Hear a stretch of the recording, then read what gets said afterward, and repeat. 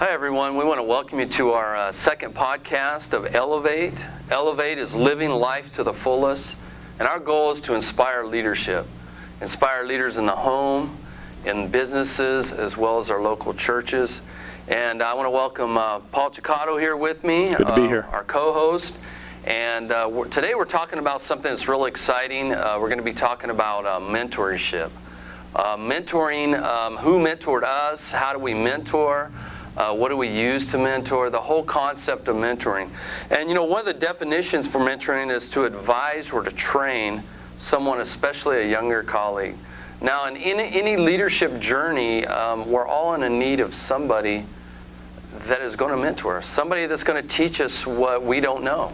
Yes. And it's being able to take their life experiences, take their failures as well as their wins, and be able to impart that to us. Yes. And so I want to welcome Paul here, and I want to start off with a little question to him, and we're going to talk about mentoring, and I want him to share a little bit, what is the importance of mentors in our life for a leader? Well, mentoring means taking advantage of someone that you can connect with. Yeah. Really, because you're never going to be able to have a mentor that you just don't connect with on a level that you feel like you can grow from them. And so mentoring for me was something that was very necessary in my early career, ministry career especially, and in a lot of other things too. Because not just in ministry, but they also taught me some things about life that actually helped me to be better in ministry. Yeah. And so mentoring is necessary. It's a necessary component simply because of this. Is one, it keeps you accountable. Number two, it keeps you responsible. Yeah. And as a result, that leads to discipline. Yeah. To being disciplined in your lifestyle. And because now I always knew that I could not go around my mentor without him looking at me and saying, what have you been up to today? I'm like, well, and I knew that they knew how to read me because I allowed them access to areas of my life that I wouldn't have allowed just anybody. And that's what a good mentor is for. Well, that's good. You bring up a good point of people access. If we're being mentored by somebody or in a mentoring relationship, really we have to be vulnerable. Yeah. We have to make ourselves vulnerable. We live in a society where people don't want to have somebody get that close to them, to speak to their failures, to speak to their weaknesses as well as their strengths. And being vulnerable, opening ourselves up, or giving somebody permission. Yes. Hey, you can speak into my life. And I know in my experience, it's having mentors in my life at different seasons. And I want to say this, that mentoring, you can have somebody that you glean from for marriage. Mm-hmm. They can be a mentor to help you. In the church world, we look for healthy Christian families, couples that we can look at, and sometimes it's looking, they're modeling for us how to live, be a man or be a wife from a distance. That's right. Where we're looking at him and say, hey, I see how he interacts with his children, or how he compliments or honors his wife. And it can also be finances, and that's a big one today, is we need people that are going to mentor us. A lot of people, the church has done a really good job in teaching the 10%, but they've failed in the 90. A lot of people don't know how to balance a checkbook or manage their finances. But in leadership, you think about that mentorship, making ourselves vulnerable and saying, I give somebody permission to speak into my life. Let's talk a little bit about that. Yeah. So as we're in a mentoring relationship, we're trying to go somewhere. Yes. Like you said, it's taking advantage of that person. Yes. In a good way. Yes, definitely. Definitely. We're taking advantage of they've offered their experience, they've offered resources, they've offered their time. Yes. Which is valuable. And talk a little bit about, for young leaders, how can you make yourself vulnerable and still be, develop that healthy mentoring and glean from it to where, say a mentor says something, they touch on a point that maybe is difficult for them. Right. Maybe it's a hurt from the past. Yeah. Maybe they've failed. Maybe they didn't have a father, or maybe they come from a broken family, or maybe they've been in a position before that they've not succeeded. Mm-hmm. And all of a sudden they realize, hey, I need a mentor. I know for me, I started out, I didn't have a mentor, so to speak. I had leaders that I looked to, but that was still issues that I had to get rid of in order to make myself more vulnerable to learn. Yes. So talk a little bit about that. It's really a two-step process to get to that place of being able to allow a mentor in, and it's the 2 H's. One, you got to be honest with yourself, and number 2, you've got to allow people to help you through it. Right. First of all, to be honest, in other words, I've got to be honest to the fact that maybe I don't see everything that's necessary within me that needs to be worked on and fixed. Secondly, I need to allow somebody to touch those areas, those what I like to call the push button areas, those things that stir me, good or bad, happy or sad, glad or mad, you know what I'm saying? I mean, you've got to allow somebody to be able to touch that and say, okay, this is going to probably hurt, because I like what a leader once said. He said, look, it's minor surgery when it's on you, it's major surgery when it's on me. Right.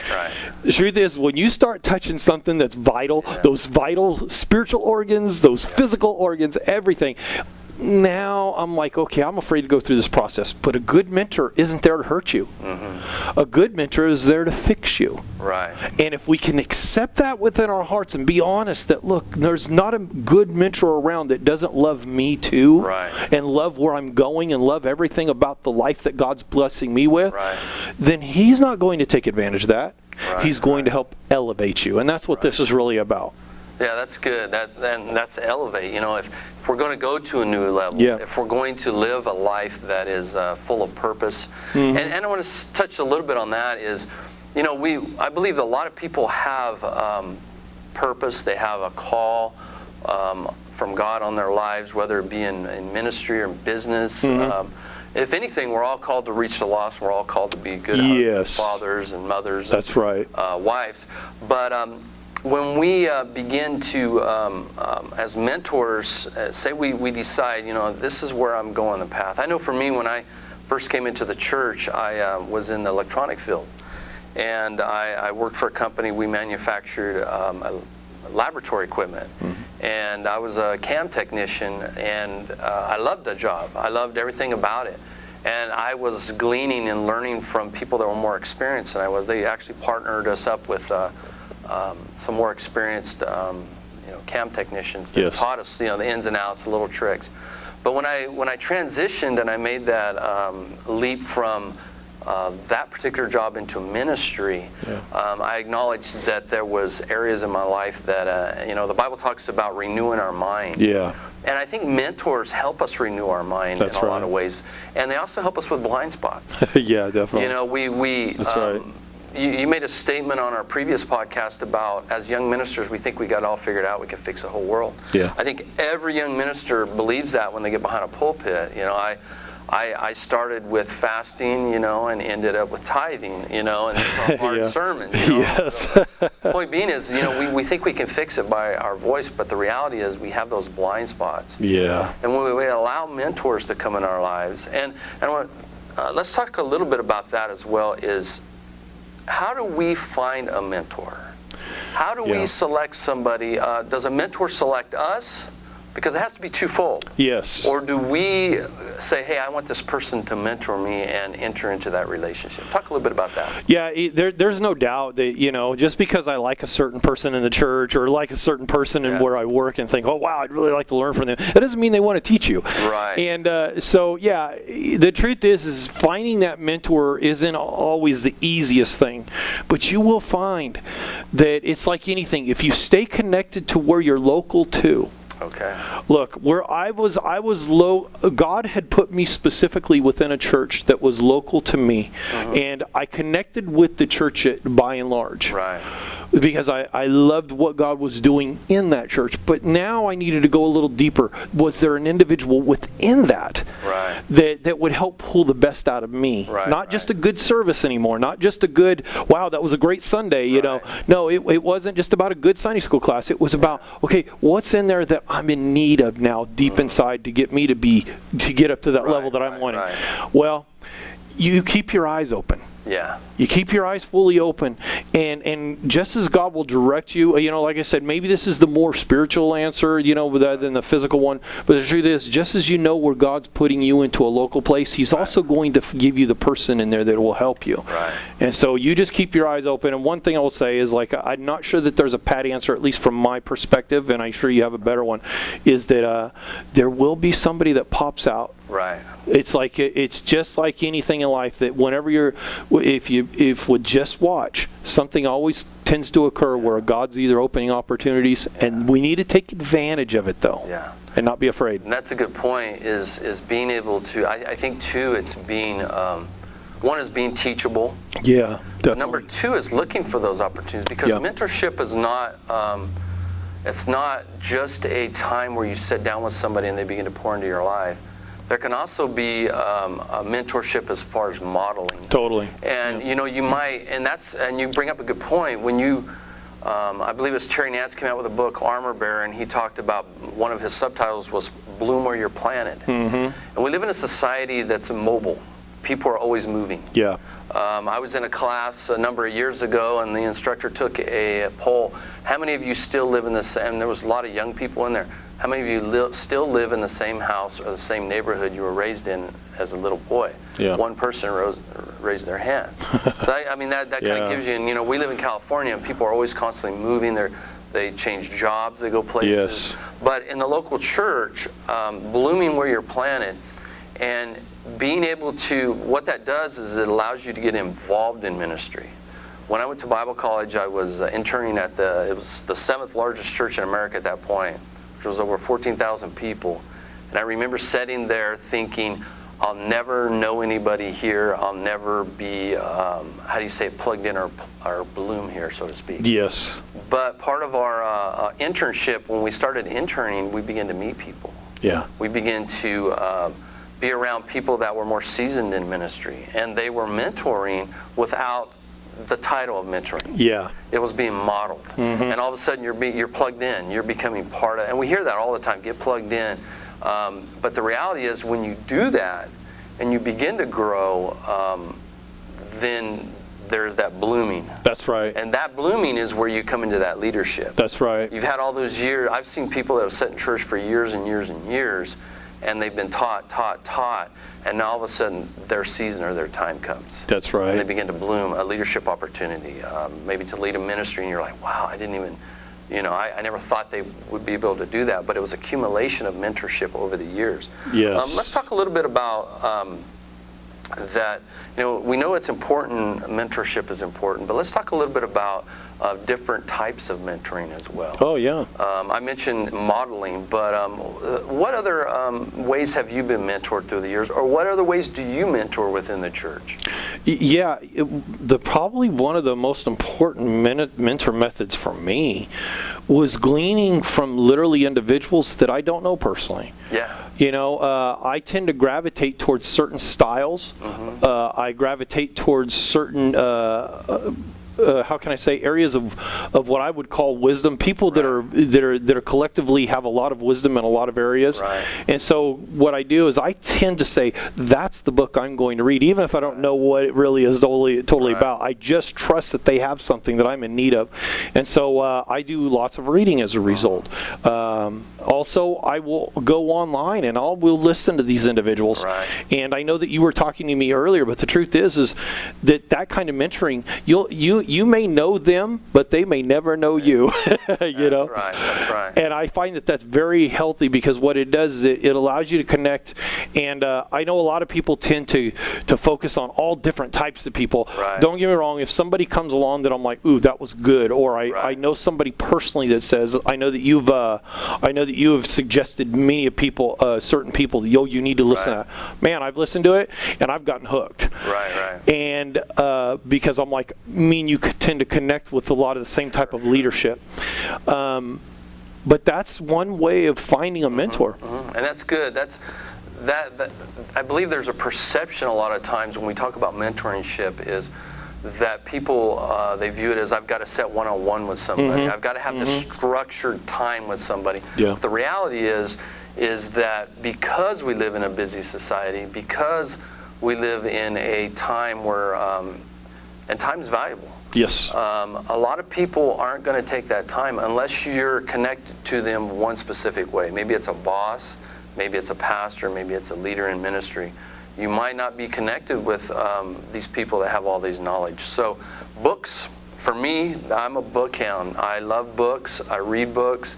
I make it a priority to study as far as leadership, but not only that, I've only been married 5 years, so I want to grow in my marriage. Yes. So I want to be mentored in that. So I pick up James Dobson's books. I pick up, podcasts on marriage today and leadership, how to be a father, how to be a man of God, and go to seminars. Yes. One of the greatest times of learning for me is going into seminars.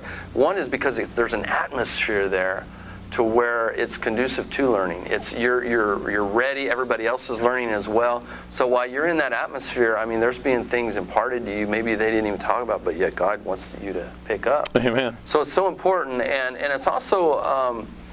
I find that peer mentorship as well, and we talked about this earlier, but you and I have connected. We shared in our previous podcast that's been over, what did you say, 18 years? Yeah, about 18 years. So we've connected about 18 years. Now, for me, as a young minister at that time, I know you were in youth ministry. I was a lay pastor at the time, or lay minister in a church, and I knew that there was a need for me to connect with people that were outside of my sphere of influence at that time, that were going to impart to me, that were going to keep me accountable, that were going to, I was going to glean from. Yes. And you and I had connected, and I'll say it like this, I chose you among others that say, this is going to be my circle. Yeah. And it's been 18 years now. Do we always agree on everything? No.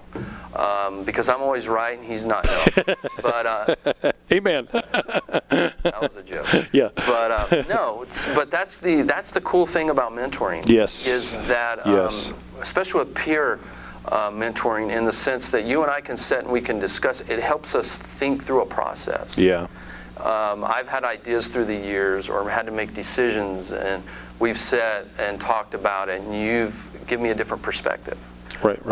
Sometimes you pointed out blind spots. Sometimes you pointed out my strengths. Sometimes my weaknesses. And for me, mentoring in that relationship, or learning in that relationship, has been vital to me. Right. And I'd like you to kind of touch on that, how peer mentoring, and I don't know if that's even maybe it's a new term, because I don't hear that a lot. Yeah, I don't either. But yet I believe that it's vital. Oh, definitely. I think it was Jim Rohn that talked about, and we talked earlier about, that he said that you're the average of the 5 people that you associate with. That's good. So if you hang out with 5, who's in your inner circle influences you, and that's what leadership is. That's all it is. It's influence. So who's in my circle is going to influence me. Now, through the years, there's been people that I've got out of my circle. Yes. Because it was negative influence. That's right. Now, it was, maybe they were going through a time, but it wasn't, for me, I need people in my circle of influence that are going to be positive, they're going to be affirming, but yet be firm when they have to be, in the sense that they care about Tony. So good peer leadership, and I like that term. That's an excellent term, because that's exactly what this is peer leadership. Peers, by the way, are friends. Yeah, exactly. They're friends, and what it is you'll find that good friends are conducive to not just an environment, but they're conducive to the direction that you're going. Right. I don't tend to hang around friends per se that are interested in just traveling the world to travel the world. Right. No, unless there was a real purpose in it, I'm not interested. Right.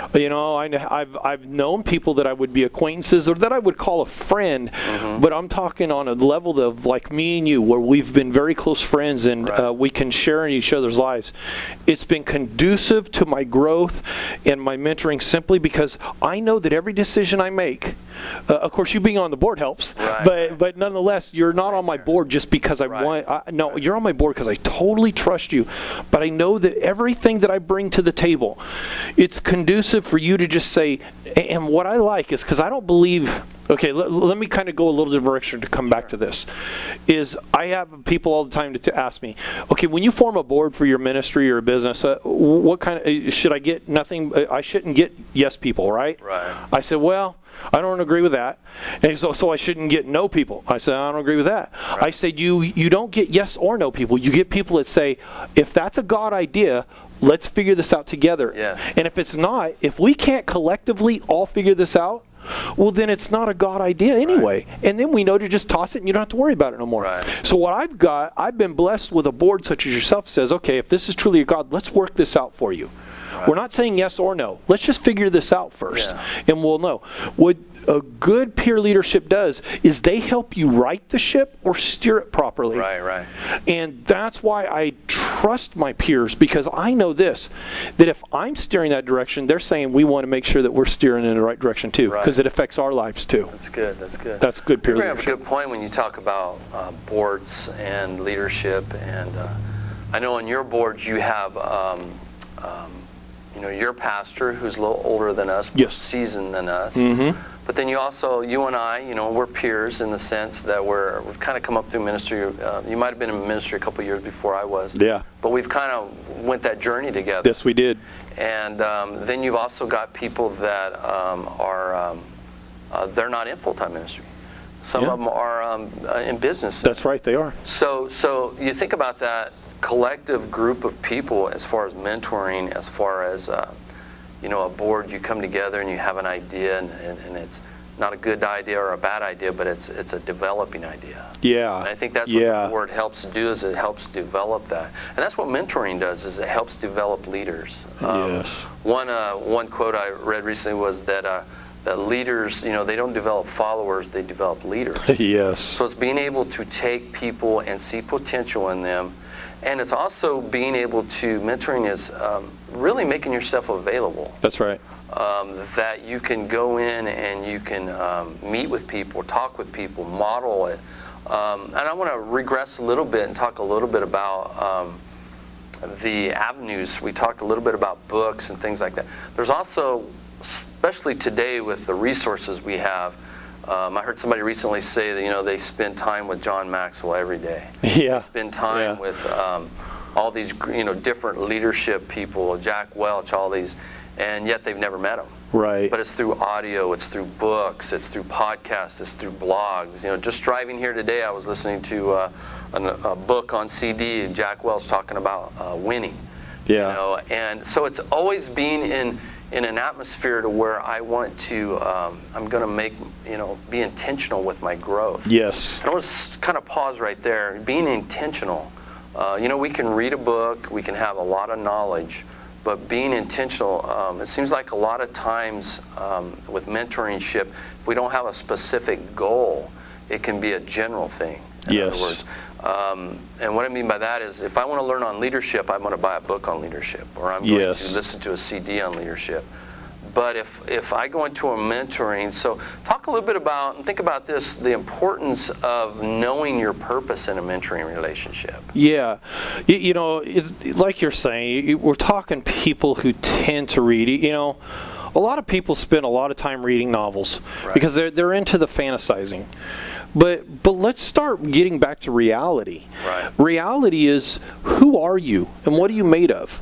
Right. If you understand that, then what you do is you tend to glean and learn from those things that help you grow and increase in those areas. Yeah. That's true prosperity, by the way. Sure. Prosperity isn't just about my pocketbook. It's about prospering inside. Yes. And so what you do is you go from fantasizing to what you would like to be to reality of what you are to be. Right. And so what we do is we glean and be mentored based on what we are and who we are. Okay. And so we've got to understand, one, we're never alone. Right. We're never alone. And that's why I say people that feel so lonely, no, you're not alone. Right. You just haven't learned how to be with others. Right. How do you do that? I like what you're saying. Let's get a CD. Right. Let's get a book and that's really going to help me. And I'm going to say, wow, I had a great conversation today, so to speak. Something that when you're done reading that book, you're like, man, I feel so good. Yeah. I'm ready to go take on the world. A lot of time and effort's lost in things that we are not willing to take and possess simply because we're not willing to progress. Right. look, if you're going to progress, you're going to have to say, I'm going to go possess that knowledge, that information, that understanding, and I'm going to go get me a mentor that can do that. Yeah, and that's good. It's finding, how we can implement that in our lives as well. Yes. I read recently one gentleman is like, if I'm going to learn on a specific topic, like say I want to learn, we're about leadership. If I want to learn on leadership, then what he does is he takes 5 books that are on leadership and he studies those books. Yeah. Now, as he's reading those books, he finds 3 principles or 3 things that he can apply to his life out of that specific book, and then he applies one thing at a time.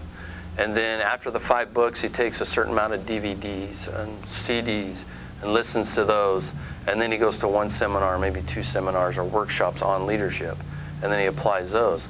And so what it does is it gives him some tools that he can work with. Yes. And that's one of the things too, is being able to implement what we learn in our lives. Yeah. And I think books and CDs serve a great purpose, but also when we have a one-on-one mentorship, and I think you brought this out at the beginning, is that brings an accountability. Yeah. And that's one thing that a lot of people don't want today is accountability. You're going to keep me accountable for what? I've talked to people over the years in counseling that they don't want to be accountable. They just want to, it's a free willy life. I just want to go and do my own thing. That's right. But the reality is if we're going to grow in leadership, we're going to be intentional. There has to be some kind of accountability. We have a job, we go to work, we're accountable to our bosses that we're going to do that job. And if they come and say, why didn't you do it? Then you should have a reason why you should. Not an excuse, but a reason why you didn't do it, why it wasn't accomplished. So let's talk a little bit about that, a little bit about accountability and mentoring. Yeah, accountability. Look, mentoring is information. Because once that information is given to you, what are you going to do with it? That's the biggest question. Better yet, do you agree with it? Right. And we had talked about risks in the last session of our podcast, and the risk is that even though I'm not currently applying the information that maybe the mentor that I love and that I glean from, that information may not sound right to my brain. Right. But you have to ask yourself, am I currently applying it and trying it? Right. And that's where a lot of times we get messed up, because the first part of the process is that we have to determine that information that's going to keep me, that mentor has spoken into me, and he's going to try to help keep me accountable to. He can't keep me accountable if I'm going to walk away saying, well, thanks, but no thanks. Oh, yeah. It's hard to keep accountable. You have to simply say, look, I've got to be willing to take the risk and try something new. Maybe I don't know. Maybe what he's saying is right, just because my mind can't assess the information, but he has through experience. Right. His experience should mean something. Sure. If he can literally tell me 2 or 3 stories and say, but let me give you some reasons why this works. And my brain is saying, that doesn't make sense. Right. Does it really matter? If we're wanting to be honest, remember, it goes back to what I was saying earlier. We got to be honest with ourselves, and we got to accept the help. Yes. So this is where, when you say, I'm going to be honest and I'm willing to accept that help, now that a mentor is able to say, I'm going to keep you accountable, and when I do, what did you do with the information that's going to keep you honest and that's going to keep helping you? Yeah, that's good. That investment, it has to be. Yes. I look at mentoring one-on-one as a covenant. And it's pretty much in this sense that you're going to impart, whoever's mentoring me is going to impart that information. They have my well-being. They want to see me grow. They want to see me win. Yes. So they're investing in me. And because they're investing in me, then I have to take my part of the covenant is I'm going to do it. Yeah. And sometimes that doesn't, like you say, sometimes we don't have the whole picture. We haven't been down that road. That's right. We haven't experienced that yet. I don't know about you, but my experience has been I've had times where things have happened and there's been a memory come up that, man, this is what he was talking about. Yeah. If I would have heeded that, and I think part of mentoring too is being able to learn from others' mistakes, so we don't have to repeat that. There we go. And let's talk a little bit about this. Is the generation before us has reached a certain point, and they have certain experiences, they have a history, Yeah. they have things that they went through, and now our generation, we want to get on their shoulders and take it to another level. So we have to learn from their experiences. How do we begin to take the next group to the next level? Yeah. You know, how do we Yeah. impart to them? You know, it's as easy as it is hard. Okay, and I think the dilemma, and when I say dilemma, because I believe that this is a positive thing that we're talking about, but the dilemma is, are they willing? Yes. And are they wanting? Because if they're willing and wanting, the possibilities are endless. Yeah. If they're going to struggle, and we know this because being in ministry, and you have been in ministry and in business for so many years, we've seen people come and go, and the ones that tend to stay and the ones that tend to last are the ones that were willing to say, I'm going to fight through it. Yes. And the ones that don't, and of course we've had just as many as go as we've had stay. So how do we take them? If they're willing and wanting, let's deal with them. Right. If they're willing to and wanting, here's what we'll do. We'll give our life to them. Yes. And what we do is we take anything they're willing to scratch from us, anything that they're willing to pull from us, anything that they're willing to delve into, and say, everything I've got, it's yours.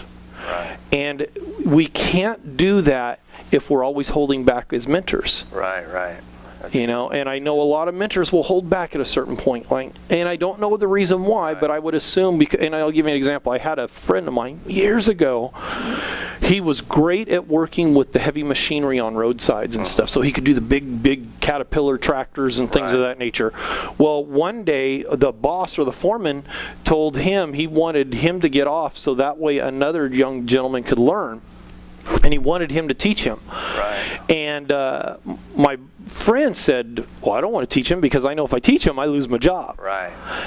This is what we've got to be willing to, well, I don't say risk. It's not a risk because God's always got something better. Right. But we've got to be willing to give everything that we have if they're willing to take it. Right. And assume that what we give them is only going to take them to a next level. And you know what? We've got to be willing to accept this fact as a mentor. Yes. That they may be better than us one day. Yeah. And it's okay. And that's our ultimate goal. Yes. You know, I found that in mentoring relationships, it's if somebody's mentoring me, it's what I pull out of them. Yeah.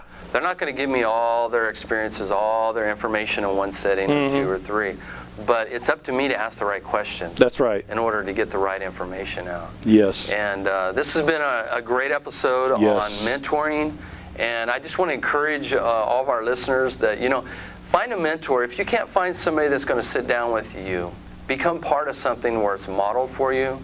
Buy some books. Go online, read blogs on leadership, whatever you're desiring to learn about. You know, you might be wanting a better marriage. You can go. There's a lot of blogs out there on marriage. There's a lot of podcasts on marriage. There's we live in a resource-saturated society right now. So you could go out and you can find anything else. Some of it's for free and some of it's not. Yep. But we do want to encourage you to do that. I want to make a mention. You can go on my website, which is tonyhendley.org. We have a free newsletter that's coming out. Our blog is starting up again. Weekly, we're going to put out writing about leadership as well as relationships and families. You're welcome to go on there as well. And I know Paul's has a website as well. You want to share that with us? Yes, definitely. Take your life to the next level and elevate it. I guarantee you these podcasts will minister to you for as long as you live. And but definitely, you can check us out at www.powerhousechurch.us, like as in United States, powerhousechurch.us, or you can reach us at 661-334-1700. All right, that concludes our podcast for this week, and we thank you for listening.